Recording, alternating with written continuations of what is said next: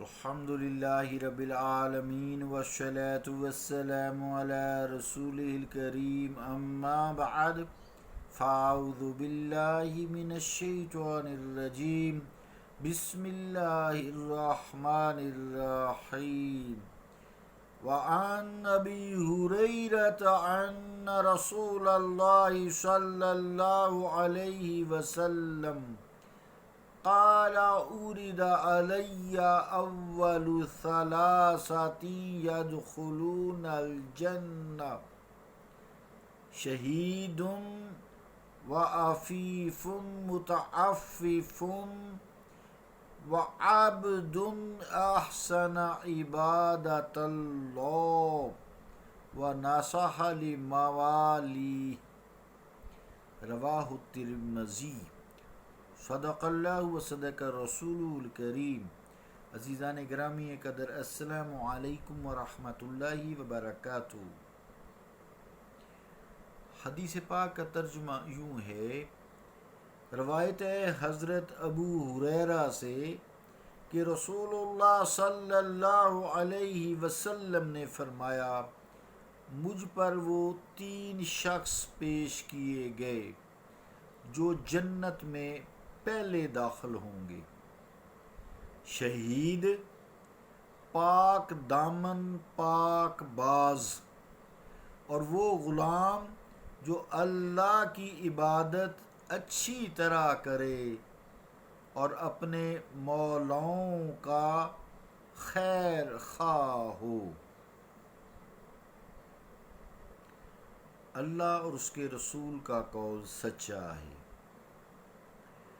عزیزان گرامی قدر، حدیث پاک سے مراد یہ ہے کہ مجھے وہ 3 قسم کے آدمی دکھائے گئے، 3 آدمی نہیں، 3 قسم کے آدمی دکھائے گئے جو انبیاء کے بعد دوسرے جنتیوں سے پہلے جنت میں جائیں گے۔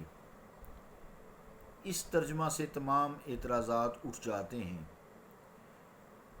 خیال رہے کہ جنت میں سب سے پہلے حضور کریم صلی اللہ تعالیٰ علیہ وآلہ وسلم تشریف لے جائیں گے، پھر دوسرے انبیاء کرام تشریف لے جائیں گے، پھر سب سے پہلے حضور علیہ الصلوۃ والسلام کی امت جائے گی، پھر دوسری امتیں جائیں گی۔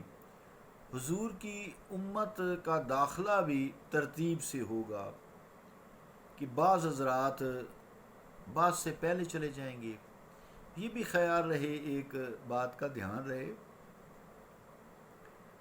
کہ حضور علیہ الصلوۃ والسلام سے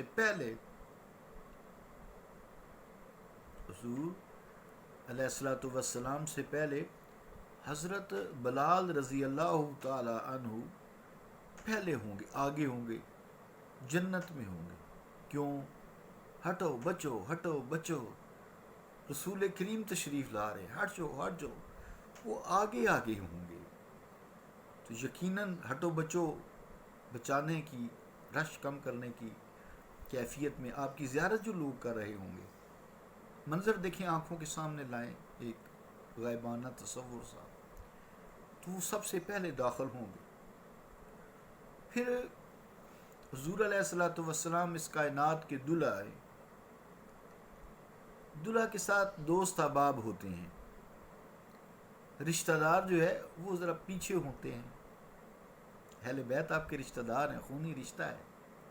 تو جب دلہا گھوڑے پہ سوار ہوتا ہے نا، جیسے آج کل گاڑی میں بیٹھتا ہے، یا جو لوگ خوشی کرتے ہیں، ڈھول ڈمکا کرتے ہیں، تو وہ دلہا کے ارد گرد ہی ہوتے ہیں، دوست احباب جو قریبی دوست ہوتے ہیں، لنگوٹیے دوست ہوتے ہیں، تو بہت قریبی دوست ساتھ ہوتے ہیں۔ آپ صلی اللہ علیہ وآلہ وسلم چونکہ جنت کے دلہا ہیں، ساری کائنات کے دلہا ہیں، تو آپ کے ساتھ وہی دنیا کے دوست حضرت صدیق اکبر رضی اللہ تعالیٰ عنہ، حضرت عمر فاروق رضی اللہ تعالیٰ عنہ۔ یہ ذرا مدینہ شریف کا منظر، جب آپ صلی اللہ علیہ وسلم کے ساتھ یہ لوگ رہتے تھے، صحابہ آپ کے جو قریبی بہت قریب رہتے تھے، ان کا ذرا منظر دہرائیں، یہی جنت میں ایک منظر ہوگا۔ مگر یہ داخلہ حضور علیہ الصلوۃ والسلام کی اتباع میں ہوگا، اتباع میں، پیچھے پیچھے۔ پیچھے پیچھے قریب قریب. یہ جو برات کا منظر ہوتا ہے نا، اس کو آپ سامنے لائیں تاکہ یہ بات کو سمجھ آئے. دلہا کے ساتھ اس کے دوست، اس کے خادم خاص جو ہوتے ہیں، وہ ساتھ ساتھ نعمتوں سے نوازا جاتا ہے، ان کو کھانا بھی الگ کھلایا جاتا ہے. تو اسی طرح جنت میں بھی ہوگا. حضور علیہ الصلوۃ والسلام کے جو قریبی ساتھی ہوں گے وہ آپ سے ساتھ ہوں گے. اہل بیت کی تو شان ہی اور ہے نا. وہ تو حوض کوثر کے حسن حسین مالک ہیں، سردار ہیں. تو عموماً سردار جو ہوتے ہیں یہ پیچھے پیچھے ہوتے ہیں، خادم آگے پیچھے پھرتے رہتے ہیں. تو صحابہ آپ کے ستارے ہیں، روشنی کرتے ہیں، ستارے روشنی کرتے ہیں. صحابہ آپ کے ستارے ہیں، جو بھی کسی کے دامن کے ساتھ بھی وابستہ ہو گیا فلاح پا گیا.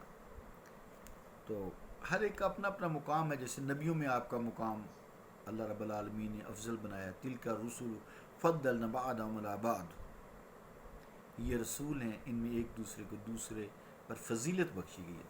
تیسرا پارہ، تھرڈ پارہ یہیں سے شروع ہوتا ہے. تو مراد یہ کہ اللہ تعالیٰ کے عطا کیے ہوئے یہ مرتبے ہیں، جس کو جو چاہتا ہے عطا کر دیتا ہے. تو ایسی اختلافی بات نہیں ہوتی بھی ان کا نام لے لیا تو ان کا نام کیوں نہیں لیا، ایسی کوئی بات نہیں ہے. اللہ تعالیٰ نے رسولوں کے بھی مرتبے فرمائے ہیں، بنائے ہیں. تلک الرسل فضلنا بعضهم علی بعض منهم من کلم اللہ ورفع بعضهم درجات. تو یہ رسول ہیں جن کو ایک دوسرے پر فضیلت بخشی گئی ہے.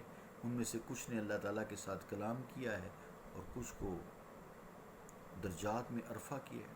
مقام جو معراج شریف ہے ہر ایک کو تو نہیں کرائی گئی، درجات ہیں ہر ایک کے اپنے. کوئی اس میں ایسی کوئی اختلافی بات یا فروعی مسائل میں پھنس کر ایک دوسرے پہ کفر کے فتوے داغنے والی کوئی ایسی بات نہیں ہوتی. میں نے ایک منظر پیش کر کے سمجھانے کی کوشش کی ہے. بہرحال اس حدیث پاک سے یہ معلوم ہوا کہ حضور انور صلی اللہ تعالیٰ علیہ وآلہ وسلم نے اپنی ظاہری آنکھوں سے تا قیامت جنتیوں اور دوزخیوں کو ملاحظہ فرما لیا تھا. اللہ نے کرایا نا، جس کا مطلب ہے یہ خبر غیب ہر کوئی تو نہیں جان سکتا. تو اللہ تعالیٰ نبیوں کو خبر غیب، علم غیب عطا کرتا ہے. عطا کر وہ خود سے نہیں بتاتے، اللہ کے بتائے سے بتاتے ہیں. ایک بات تو یہ وضاحت ہوگی کہ آپ کی نظر جنتیوں تک ہے، دوزخ تک ہے، اور یہاں تک کہ جس ترتیب سے جو پہلے کون داخل ہوں گے وہ بھی ہے. سبحان اللہ صلی اللہ علیہ وآلہ وسلم. جیسا کہ لفظ اوریزا ہے یہاں، اوریزا علیہ، مجھ پر پیش کیے گئے، مجھے دکھائے گئے. یہ دیکھو یہ شہید جنت میں جا رہا ہے. عزیزان گرامی قدر، یہ جو ہے پاک دامن ہے، پاک باز جا رہا ہے. یہ خادم جا رہے ہیں جنہوں نے اللہ کی عبادت بھی کی اور اپنے مولا کی خدمت بھی احسن طریقے سے کی. لفظ عفیف ہے، عفیف متعفف. تو عفیف اور متعفف میں تھوڑا سا فرق کیا گیا ہے. وہ یوں کہ جو شخص زنا سے بچنے والا ہو اسے عفیف کہتے ہیں، عفت اسی سے ہے. جو شخص زنا سے بچے اسے عفیف کہتے ہیں. پھر وہ شخص جو بھیک سوال سے بچے اسے متعفف کہتے ہیں. یہ بھکاری جو سڑکوں پہ لگے پھرتے ہیں، آپ لوگ بھی بڑے جوش سے دیتے ہیں. کسی ایسے بندے کو دیجئے جو کاروبار آگے کر سکے. ان کا تو پیٹ کو نہیں بھر سکتا، اللہ ہی بھرے ان کا بس. تو بہرحال عفیف وہ جو سوال اور بھیک مانگنے، پروفیشنل بیگرز، پیشہ ور بھکاری. حدیثوں میں آتا ہے کہ یہ جو پیشہ ور بھکاری ہیں جب یہ قیامت کے دن پیش کیے جائیں گے تو ان کے چہرے پہ گوشت ہی نہیں ہوگا. اب دنیا میں یہ تم سے مانگتے ہیں، یہ تم سے آگ کے انگارے مانگتے ہیں. چاہے تم ان کے منہ میں چھوٹا انگارہ دو، چاہے تم بڑا انگارہ دو، تمہاری مرضی ہے دو یا نہ دو، کوئی گناہ نہیں ہے. البتہ حسن خلق، اخلاق سے بات کرنا اچھی بات ہے. جی معاف فرما دیں آپ، بس دینا چاہیں تو دے دیں، چھوٹا انگارہ دیں، بڑا انگارہ دیں، 10 روپے کا انگارہ دیں یا 100 روپے کا انگارہ دیں، آپ کی مرضی ہے. بارہ متعفف جو ہوتا ہے، یہ سوال بھیک سے جو بچنے والا شخص ہوتا ہے، یہ جنت میں دوسرے نمبر پہ جائے گا انبیاء کے بعد.